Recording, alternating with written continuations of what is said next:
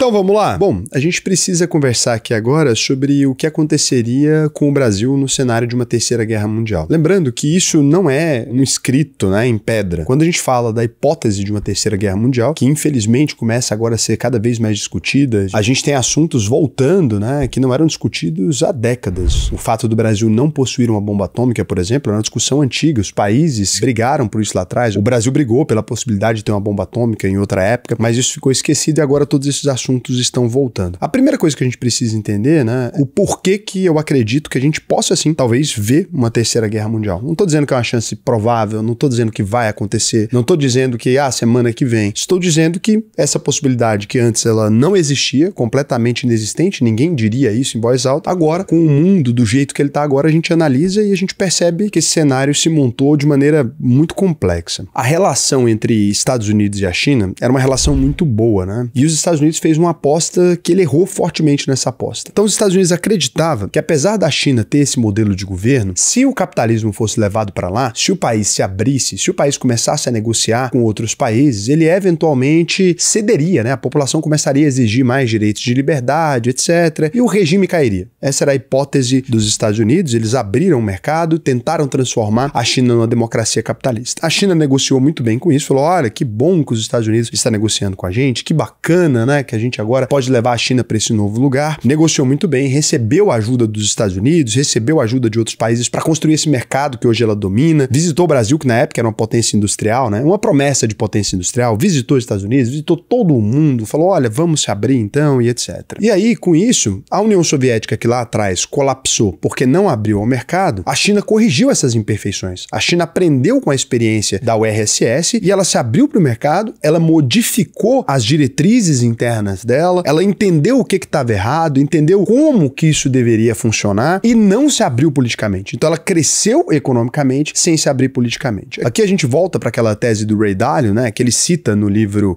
Princípios da Nova Ordem Mundial. Você pode ler esse livro aqui, vale muito a pena, é um livro legal, mas eu vou abordar os principais aspectos aqui do que ele diz lá. Ele diz que toda vez que a gente vai ter uma transição de poder, né, de um país para outro, a gente precisa de uma guerra ali. A transição de poder, então, entre quem controla o mundo aqui, ela nunca é pacífica, a não ser que uma das potências ela se colapse sozinha. Por exemplo, se a China colapsasse sozinha ali por dentro, o partido tivesse problemas, etc., não precisaria de uma guerra. Se os Estados Unidos agora se colapsar sozinho, pode acontecer, pode começar a acontecer alguma revolta lá dentro dos Estados Unidos e Donald Trump não conseguir manter o controle da população, etc., existir um colapso. Eu acho muito difícil, na minha avaliação, um colapso interno tanto dos Estados Unidos quanto da China nesse momento. Apesar dos pesares, né, os Estados Unidos é uma democracia já muito antiga e consolidada. É claro, tem conflitos, tem atritos, como tudo que é democrático. Toda vez que a gente precisa discutir e ouvir a opinião do outro, a gente entra em conflito. O Brasil também tem conflitos internos muito sérios nesse momento. Estamos enfrentando talvez um dos períodos mais complexos da história do Brasil. Mesmo se você olhar lá para trás, a gente está enfrentando um período muito complexo. O primeiro presidente da República que foi julgado e condenado por tentativa de golpe contra o Estado Democrático de Direito, né? Então, a gente tem aqui um problema, mas a gente não está nessa discussão. E lá na China, muito difícil, está bem estável a situação por lá. Apesar de existir protesto, o governo controla com mão de ferro. Se não houver colapso, então, o Ray Dalio, na visão dele, ele diz que a gente teria um choque inevitável. Né? Qual que é o choque inevitável? É a guerra. Ele não quer usar essa palavra, ele fala choque inevitável. E a gente tem aqui uma possibilidade, você pode enxergar, né? Talvez até da China vencer, se o Ocidente seguir dividido internamente. Como é que é isso? A China, ela representa um bloco único, somado de 1 bilhão de pessoas ali dentro, uma economia pujante, etc. Quando a gente olha para o Ocidente hoje, o Ocidente está em frangalhos. O Ocidente não está levando a sério os riscos que a China impõe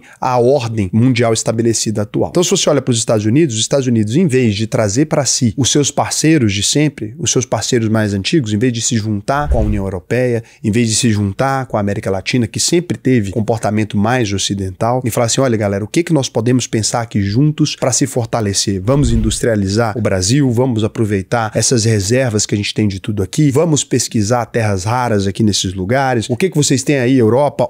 Vamos para cá, vamos fazer uma centralidade aqui, que a gente consegue manter a hegemonia do Ocidente. Não, a gente está com um conflito interno, né? Os Estados Unidos estão aplicando tarifa em cima de todo mundo, a Europa está migrando para um nacionalismo e cada vez mais aquelas micro-regiões que hoje em dia já não tem poder absoluto nenhum. O que o exército da Itália vai fazer durante uma guerra mundial? Não. O que o exército da França vai fazer durante a guerra mundial? Por mais que elas tenham poder, mas separados, aqueles países ali, eles não têm capacidade de lidar com isso. Mesmo a Inglaterra hoje, eles são grandes potências econômicas, mas a maioria deles já não tem uma potência industrial muito estabelecida. Então, eles estão brigando aqui e mostrando que talvez, e infelizmente, né, eu vou ter que dizer isso aqui porque esse é o lado que hoje o Brasil está mais, muito provavelmente o que a gente está vendo é o colapso sozinho da cultura ocidental. A gente tem visto uma migração cada vez mais forte de outros lugares, a gente tem visto uma compra dos chineses de terras e de empresas, de indústrias. O que é o mais provável aqui? Os Estados Unidos hoje já não tem mais a capacidade de se manter como hegemonia dentro do Ocidente e principalmente ele tentou acelerar esse processo, ele tentou fazer isso pela brutalidade, né? E aqui nessa brutalidade, se funcionar, beleza, os Estados Unidos conseguem reconsolidar essa região. É uma possibilidade, né? Se não funcionar, essas duas regiões, né?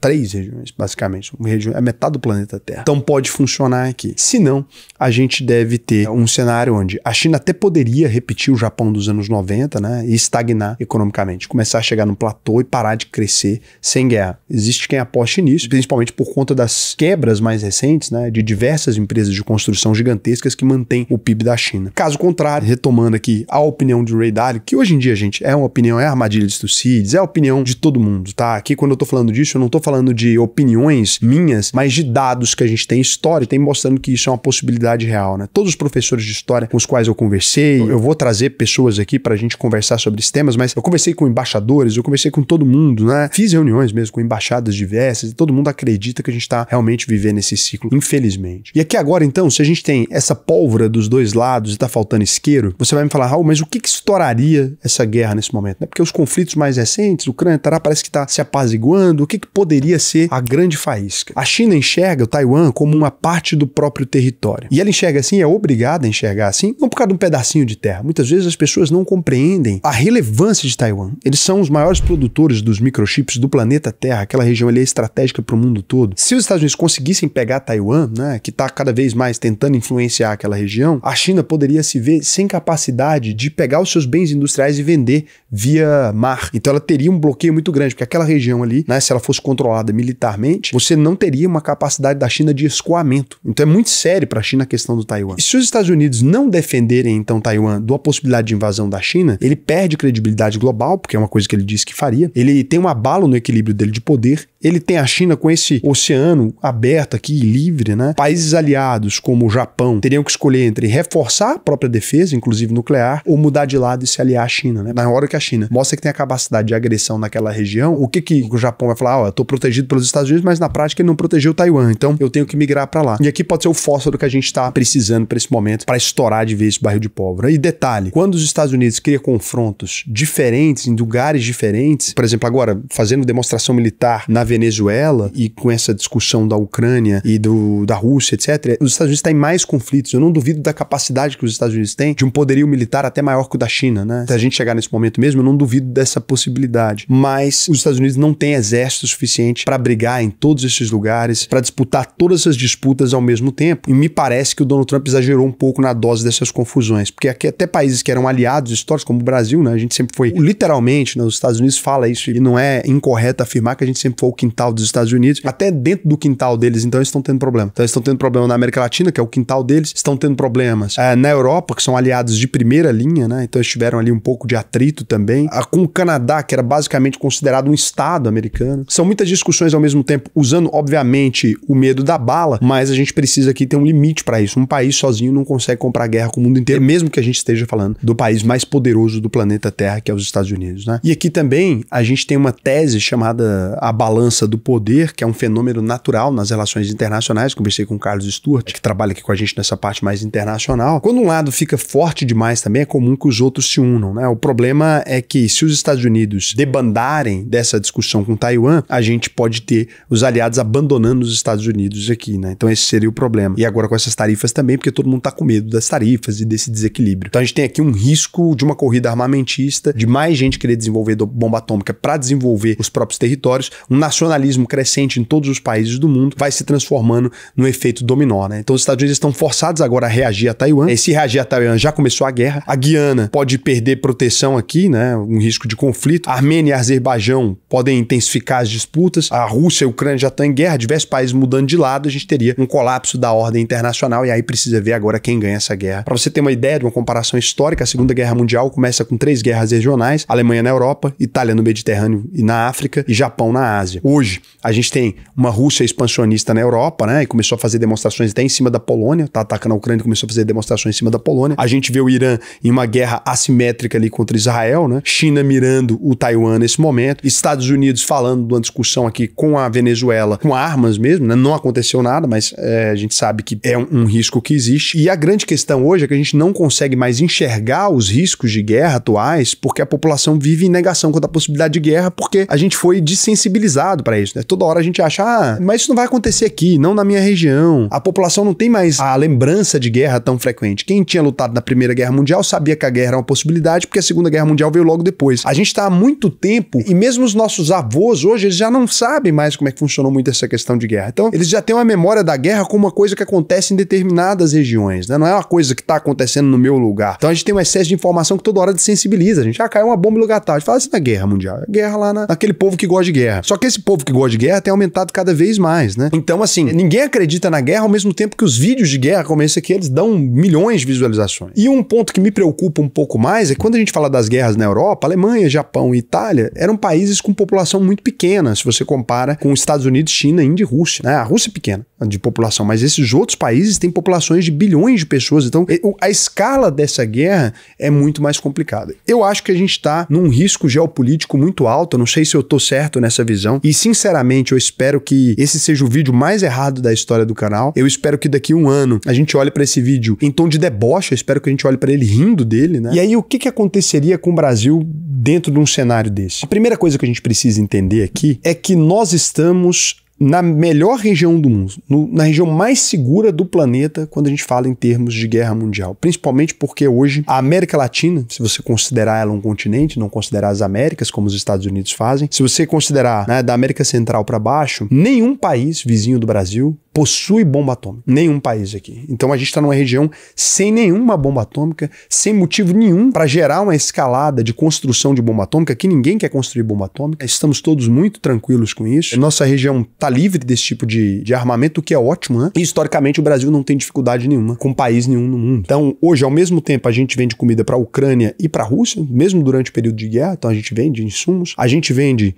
insumos para os Estados Unidos e para a China, claro, os Estados Unidos com magoadinha, aplicou uma taxa, etc., mas tirou 80% dos produtos daquilo ali. Estão falando já, inclusive, que talvez até caiam as tarifas anteriores. Raul, mas o caso do Bolsonaro agora pode agravar? Pode agravar. Mas historicamente somos aliados de primeira linha, né, dos Estados Unidos e sempre fomos aliados de primeira linha também da China, do Japão, sempre fomos bons aliados também da Alemanha, da França. Nesse cenário, é muito mais provável que os outros países tentem nos pressionar a partir de uma ideia, olha, me apoia aqui, do que vamos fazer guerra dentro do território brasileiro. Acho que isso é inviável, né? No máximo que eu acredito que o Brasil vá ter que se vincular, a gente não tem bomba atômica para ajudar também, né? Ao máximo talvez ter que enriquecer um urânio para alguém, que a gente tem aqui a estrutura de enriquecimento de urânio para mandar para ajudar um a ameaçar o outro, mandar uns soldados, alguma coisa nesse sentido, mas eu acho que o Brasil nunca entraria de fato numa guerra. E primeiro que se for para entrar numa guerra, a gente entraria muito atrasado e não faria sentido objetivo para ninguém colocar uma bomba aqui, especialmente por conta da produção de comida, né? Então ninguém quer durante o período de guerra, né, destruir a região que está alimentando esses lugares. Se a gente manter esse propósito de alimentar as pessoas, e estima-se inclusive que do crescimento de alimentos, né, o Brasil vai ser responsável por 80% do crescimento da produção de alimentos dos próximos anos. Então, muito estratégico estamos, e tanto é estratégico que quando você olha para o mundo inteiro, né, de modo geral, se você pegar hoje, o dinheiro está saindo dos Estados Unidos e está vindo para outros países, né? Todo mundo está com medo dos Estados Unidos, todo mundo tem medo da China, todo mundo tem medo da Europa, está saindo para os outros países. A gente tem olhado que o Brasil, nesse cenário, ele é visto pelas pessoas quase como uma coisa objetiva, né? A Bolsa Brasileira é a bolsa que mais cresceu no mundo no ano de 2025. Muito pouco, tá? É irrelevante comparado com dados históricos, mas isso aqui é um sinal específico, né? 34,08% de crescimento. E a gente tem um outro cenário que as pessoas não reparam, investidores costumam perceber as coisas de forma muito atrasada, parada que é o seguinte: há quanto tempo a gente não tem um IPO no Brasil? A gente não tem um IPO no Brasil há mais de 4 anos. Por quê? Quando o empresário vende a empresa dele na Bolsa de Valores, o que ele está querendo, né, é aumentar o valor daquela empresa. Então, quando ele chega num lugar que não está conseguindo crescimento, ele faz um IPO, seja para injetar dinheiro dentro e crescer, ou para ele vender a participação dele, né? Então, ou seja, eu vou fazer um follow-on, vou vender minha participação porque eu acho que nesse momento o mercado está pagando melhor pela minha empresa do que o que ela vale. Então, ninguém acha. Todos os empresários têm feito o quê? Recompra. Qual que é a notícia mais comum do Brasil? Ó, empresa Santos Brasil vai fazer uma OPA, sei lá quem vai fazer uma OPA. Todas as empresas estão fechando o capital. Cielo fez uma OPA. Várias empresas. A gente tem visto o efeito contrário. Todos os empresários dizendo, olha, minha empresa está tão barata que vale mais a pena para mim comprar ela de volta e fechar capital. Isso aqui indica o seguinte: o Brasil está extremamente barato. As empresas brasileiras, boas empresas brasileiras, ninguém quer vender. Os donos que conhecem a empresa melhor do que você tem análise de dados. Os donos estão dizendo, cara, minha empresa está tão boa e o mercado não está enxergando que para mim mais vale a pena eu comprar minha empresa de volta e ficar com ela para mim do que ter esses sócios que não estão precificando bem o meu negócio. E é por isso que eu falo para vocês que, independente do cenário, se a guerra acontecer, a gente morrer, não tem problema, porque o dinheiro que a gente perdeu é irrelevante, né? E se qualquer conflito acontecer nesse momento, eu acho que o Brasil está num momento muito estratégico. Fora desses conflitos, graças ao bom Deus, que a gente consiga se manter assim, seguro do ponto de vista de produção de alimentos, etc., num momento estratégico. É feio o que eu vou falar aqui? É feio. Numa guerra, o mercado não acaba, gente. A Bolsa de Valores existe desde 1600, né? A gente passou por todas as guerras mundiais, passamos por todos os conflitos e a Bolsa continua existindo. Não sei se vocês sabem, mas na Rússia você teve 5 IPO, mais do que no Brasil, sem guerra. Então tem empresas estratégicas que elas vão crescer de toda maneira. É ruim, é triste ter que pensar assim. É óbvio que isso não é o ideal. Mas existe uma janela de investimento nesse momento. Existe como você fazer bons investimentos e ter dinheiro para... No momento de crise, obviamente, o melhor é a gente ter dinheiro do que não ter dinheiro. Se você quiser aprender como fazer os seus investimentos, enxergando a realidade como ela é, não tô aqui te dizendo que eu gostaria dessa realidade ou que eu quero que isso aconteça, mas a gente precisa se preparar para o pior, né? Esperar e torcer pelo melhor. No melhor cenário, o mundo passa por esse movimento sem maiores problemas e, obviamente, o nosso dinheiro vai se valorizar e etc. No pior cenário, se você investir nos lugares estratégicos nesse momento, obviamente, a gente deve ver uma evolução nessas empresas independentes, né? Da situação que aconteça. Não quero citar tragédias anteriores aqui, não quero ser canalha nesse momento, né, de pegar momentos específicos. Eu poderia, mostraria para vocês a capacidade de criar valor em períodos de turbulência, até mais recentes. Se a gente voltar 14 anos na história, você consegue perceber ciclos de mercado muito claros ali que aconteceram. Então, eu tô me posicionando nesse sentido, né, acreditando muito mais na capacidade das boas empresas de gerarem valor do que dos governos de manterem suas moedas estáveis durante esse movimento, né. Então, gosto muito de renda fixa, sou um amante da renda fixa, mas em momentos de turbulência eu acredito que o melhor pra gente é se posicionar nas empresas adequadas. Se você quiser aprender, preenche o questionário pra mim. Vai ser um prazer pra mim te ensinar a investir no Brasil e no mundo todo, né? Por meio da nossa plataforma de investimentos que você ganha acesso quando você se transforma em um aluno. Hoje é assim. Cada vez mais vai ficando mais difícil, né? Antigamente a plataforma era aberta, hoje é para alunos. A gente acredita que no futuro a gente fecha essa plataforma para pessoas que têm um patrimônio um pouco mais elevado, um pouquinho mais elevado ainda, né? Hoje em dia, para entrar na UVP já precisa ter um patrimônio, já precisa ganhar pelo menos R$4.500 por mês aí, mas a gente pode acabar mudando essas regras no futuro, né? E fechando a escola ainda mais, a plataforma ainda mais. Esse é um cenário que a gente está enxergando, porque hoje a gente tem muito mais gente interessada em se tornar um membro da UVP, seja da escola ou seja da consultoria, do que a gente tinha lá atrás. E a gente não quer ter pessoas aqui nessa quantidade. Poxa, tem empresa que sai contratando qualquer pessoa para cuidar da carteira das pessoas. Uma consultoria com 1.600 pessoas. Aqui a gente tem 30. Então, obviamente, a gente tem que escolher muito melhor quem a gente vai atender, com muito mais carinho, com muito mais cuidado, porque a gente não tem como atender a mesma quantidade e, obviamente, a gente quer fazer receita, quer crescer, né? Então é isso. Preenche o questionário, tem turma nova começando por agora e eu vou dar uma olhada aqui nos comentários que vocês fizeram para não ser uma coisa que só eu falo. Vamos ver o que vocês estão discutindo. Raul, bonito vídeo sobre a vingança do Antônio. Fala agora quais seriam as alternativas do Brasil mediante a atual situação. O que o Brasil deveria fazer? Quais medidas econômicas? O Brasil deve, primeiro, encontrar uma coesão nacional. Um cenário em que a gente está dividido, no momento que o planeta está dividido, é o pior cenário de todos, né? Você ter hoje pessoas no Brasil que apoiam uma dinâmica dos Estados Unidos aqui dentro do Brasil, independente certo ou não, eu sei que é por conta do Bolsonaro, eu sei que muitas pessoas consideram que o processo não foi justo. Eu também, sinceramente, eu não acho que o processo foi completamente justo, não. Isso impacta no que a gente precisa fazer no momento. A gente não deveria deveria estar colapsando internamente. A gente deveria estar olhando para os nossos aliados externos, para os nossos inimigos externos e tentando negociar melhores condições. Então acho que primeiro o Brasil precisa se encontrar. O Brasil precisa se encontrar numa unidade, lembrar que somos todos brasileiros e que se essa terra afundar, a gente afunda junto com ela, para além dos interesses de determinados grupos políticos que controlam o Brasil há muitos anos. Eu acho que a gente precisa chegar nesse lugar. Esse é o primeiro cenário. E aí, a partir disso, a gente precisa se industrializar. É esse o caminho. O Ítalo falou, isso aqui tem 500 anos assim. Boy, não tem. Né? A República Brasileira tem uns 200 anos e foi com ela que começou o problema maior. Acha que vai mudar semana que vem? Não, não acho. E se todos nós pensarmos como você, Ítalo, e se ninguém fizer nada, não existe nenhuma chance de mudar nem em 500 anos. Então, é óbvio que o processo de análise e de conversar sobre isso, né, sobre o que vai mudar, o que não vai mudar, ele precisa ser constante. Agora, se você acha que simplesmente a gente deve ficar sentado e ninguém falar nada, né, e não fazer nada e que o país vai mudar aleatoriamente, eu sinto te dizer, mas não é esse o lugar que eu quero diante do meu país, né? Eu espero ter uma participação ativa na solução dos problemas. E detalhe, todas as pessoas que desenvolveram, que criaram esses problemas, elas têm uma expectativa de vida extremamente baixa, hoje estão velhas, né? O Brasil é um país ainda governado por raposas velhas e a gente pode substituir essas raposas velhas em breve. Eu tenho 30 anos agora, daqui 30, eu tenho certeza que nenhum político atual, dos presidentes e desses caras que governam o Brasil há muito tempo, eles não vão estar vivos, né? E se estiverem vivos, não estarão ativos politicamente. Então acho que a gente pode conversar sobre isso. Um beijo pra vocês.